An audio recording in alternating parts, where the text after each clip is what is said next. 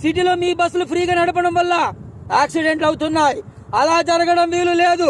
తాగి ఆరోగ్యం పాడు చేసుకునే వాడి గురించి ఐ డోంట్ కేర్, కానీ తాగి గొడవ చేసేవాళ్ళని వదిలిపెట్టాను. మీరు చేసే ఇల్లీగల్ బిజినెస్ల గురించి నాకు అనవసరం.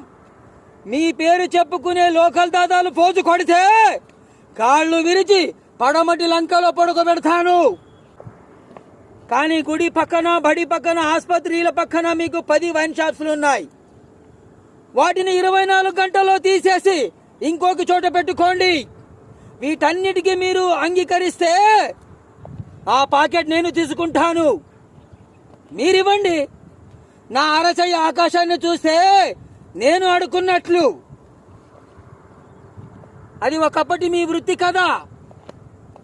అవసరం వచ్చినప్పుడు చెప్తాను. గుండాని చెప్పుకోవడానికి పోలీసులకు గుండె ధైర్యం చాలని ఈ రోజుల్లో శిక్షించాల్సిన హంతకుడిని రక్షించడానికి ప్రయత్నిస్తున్న ఇలాంటి లాయర్లున్న ఈ రోజుల్లో రాజకీయ స్వార్థం కోసం రౌడీలను ఎమ్మెల్యేలని, ఎంపీలని, మేయర్లని చేస్తున్న ఈ రోజుల్లో ప్రజాస్వామ్యాన్ని ఎలా బ్రతికించాలి?